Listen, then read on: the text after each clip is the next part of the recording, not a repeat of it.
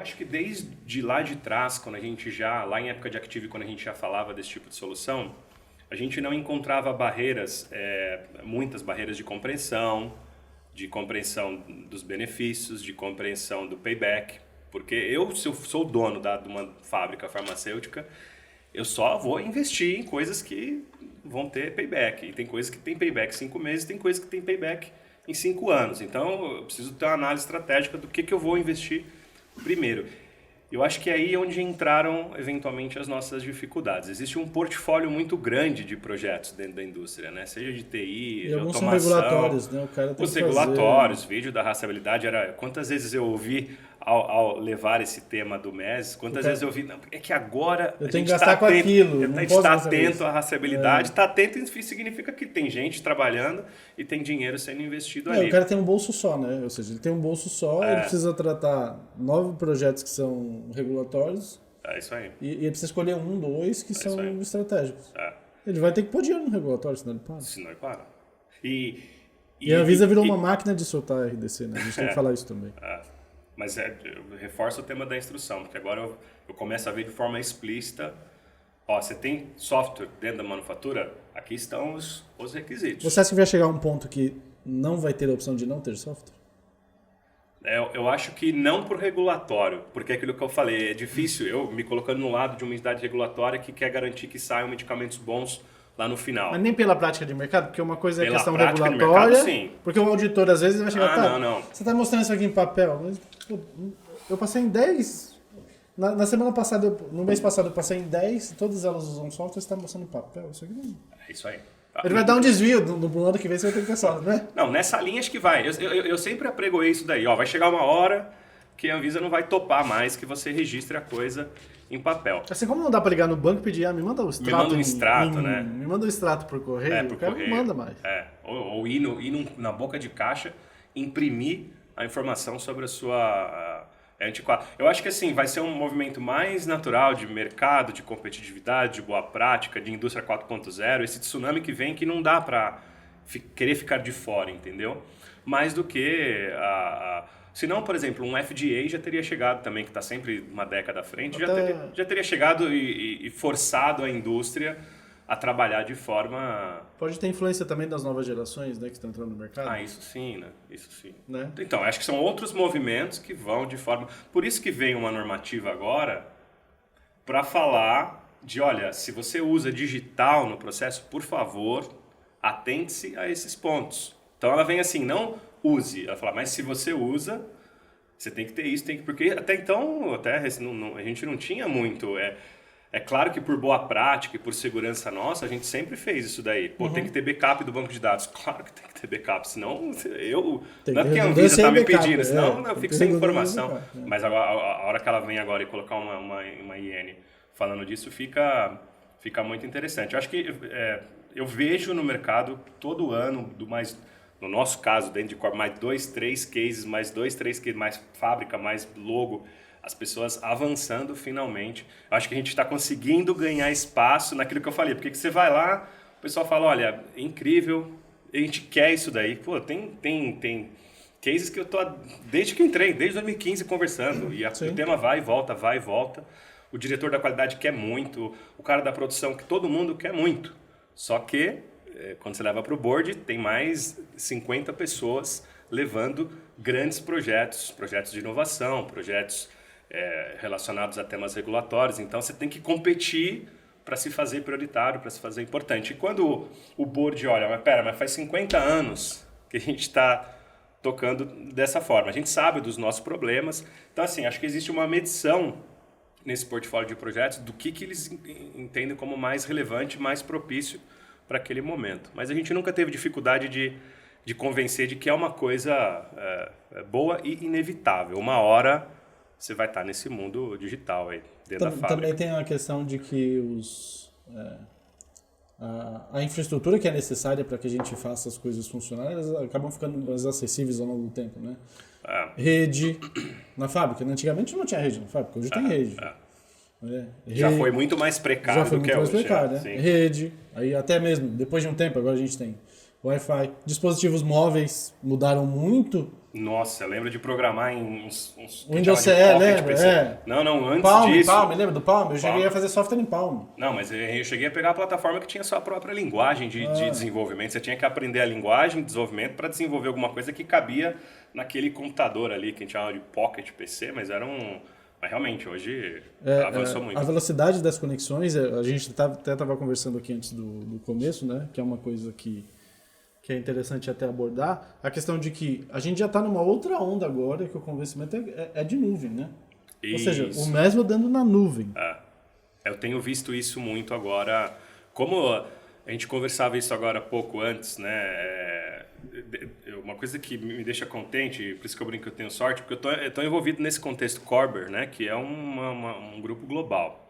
E é de fato, né? Eu participo de reuniões que tá o cara da Alemanha, o cara da China, do Japão, da Índia, dos Estados Unidos e do Brasil, trocando figurinha ali, né? E você acaba percebendo as diferentes demandas do mundo. Então, as nossas demandas aqui, elas estão mais próximas da Índia, Tailândia, China, porque também são mercados mais emergentes que estão, no momento, eu quero o MES, traz o MES para cá. Você vai falar com a Europa e Estados Unidos, já superaram esse tema. Agora eu quero o MES na nuvem. Eu tava tendo essa conversa também um tempo atrás com o pessoal falando, eles estavam falando inclusive das diferenças entre porque também no caso da Antares, como é global, do qual a gente faz parte, você tem as diferenças culturais entre cada uma das regiões, né? Porque, às vezes o cara dos Estados Unidos é muito mais arrojado do que o pessoal da Europa. Aí você tem às vezes países em desenvolvimento que o cara ele até não, se ele tem conectividade, ele vai direto para a nuvem. O outro não, o outro ele fica... Está num outro momento, às vezes está num outro time, nem tem ainda. É aquilo que eu falo sobre a 4.0. Você chega na 4.0, mas eventualmente passando pela 3. Porque a 3 é onde, por exemplo, se introduziu a internet, se introduziu o computador, se introduziu o bit e o byte, né, o mundo digital. Esse aqui não é bit e byte, né? Esse aqui ainda é outra coisa. E eu vejo sim essa demanda agora surgindo de novo do norte para sul, né? Aonde é o que eu brinco que é a moda Netflix agora, né? Você não quer mais... Muda o formato de relação com os portfólios de produtos e serviços, né? Você música e filme, cinema, você consome de uma forma completamente diferente hoje, né? E isso vai chegando dentro da indústria também, né? Tanto a relação técnica de, olha... Covid acelerou também um pouco isso também, mesmo por essa questão. Muito, né? Muito porque você o pessoal precisa estar fora. Trabalha remoto, trabalha conectado. Aí se o sistema está lá dentro, o cara não consegue acessar, como é que vai? É isso aí. A gente fez muito projeto durante a pandemia, 90% remoto, dentro do Brasil, fora do Brasil, foi uma coisa incrível, né? Eu fiz uma piada com o Rodrigo, a gente economizou bastante passagem aérea, né? Mas custos de deslocamento cai para a própria indústria também. Exato. No final alguém não existe almoço grátis, né? No final alguém paga a conta. Exatamente. Mas aí trazer isso para nossa região, ainda a gente vai ter que caminhar alguns passos, porque é o que você falava da questão da infraestrutura. Perdão. Agora chega o 5G no Brasil. Aí você fala, opa, agora a gente começa a ter então uma conectividade mais robusta, mais rápida, mais segura, etc. Porque quando eu ainda falo de cloud, né, para um sistema de manufatura, qual que é o primeiro receio? É a internet. E se minha internet parar? Porque quando a gente fala de cloud, eu gosto da brincadeirinha da camiseta lá, né? Não existe nuvem, é só o computador de outra pessoa, né? Então é só um computador em outro lugar conectado via internet. Então existe essa nova modalidade de relacionamento técnico. Olha, eu não quero mais montar uma infraestrutura aqui. Na verdade, a Amazon me garante muito mais segurança do que o meu próprio... Exato. Eu tenho que investir, ficar caro e tal, né? Você tem que deixar alguém cuidando ali. Você tem que deixar alguém cuidando, tem que ter equipe. Fica mais barato você pegar um especialista e falar, coloca ali. E a velocidade das conexões também, mesmo sem falar em 5G ainda, a velocidade das conexões mudaram, né? Ou seja, antigamente a gente tinha rede de 10, 100 megabits, que era só local. O seu link de internet era 64K, 128, 1 mega. Hoje você tem link de 100 mega, ou seja, a mesma coisa que você tinha antes. E olha, eu cheguei a implementar a solução lá na época da Active, e cheguei a ver, e vejo até hoje muito SAP também, que já era assim. Já era remoto, nuvem, né? Já era remoto, já era nuvem. Já era data center, né? Já era data center aqui, ó. A fábrica do cara tá lá em Brasília, mas ele tem uma operação logística em São Paulo, e ele tá usando o software de RP e de MES que está instalado lá no servidor. As multinacionais tinham isso, né? Ou seja, o cara estava aqui, mas o SAP estava rodando na Alemanha. Mas aí tinha investimento em link dedicado, investimento...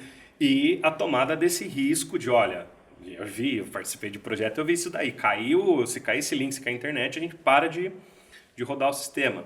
Então existe essa preocupação, porque uma coisa é você ter sistemas pontuais, né, Rodrigo? Um sistema ali na operação da pesagem, um sistema ali na operação logística e tal. Outra coisa é você ter a fábrica inteira rodando com software, né? E difícil de ter... A IN fala também de você ter uma contingência, justamente porque você não pode parar de garantir a segurança, é barata, né? Mas quando você fala de substituir toda a operação por um software, né?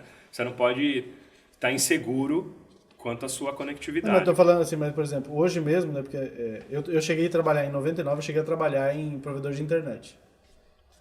Naquela época, links eram caríssimos. E você não conseguia ter dois. Dedicado, dedicado. Hoje em dia, eles, além de ser mais baratos, os caras pagam R$1.000, R$2.000, R$3.000 num link de alta velocidade. O cara ainda tem 3, 4 fornecedores para prestar o mesmo serviço, para ter redundância. Aí até puxo isso para uma outra coisa, né? Outro dia eu até vi o preço para tentar pedir. Tem até aquela internet lá, via satélite, do Elon Musk, do satélite. Coisa que a gente não conseguia imaginar isso há 3 anos atrás. Só que aí, um belo dia, aparece no UOL, nos portais de notícias, que se você olhar hoje à noite, vão estar passando uma série de satélites que o cara colocou em órbita. Só, aí você chegou a ver isso? Não. Não, você olhando daqui do Brasil, você via a linha de satélites assim, dava pra ver. Caramba.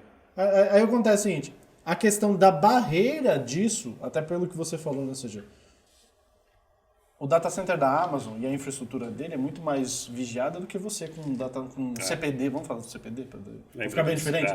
CPD local lá, que ninguém tá nem olhando. Porque alguém ligou lá e tá falando que o Office não tá funcionando. Ninguém olha para aquilo enquanto tá funcionando. Olha quando para.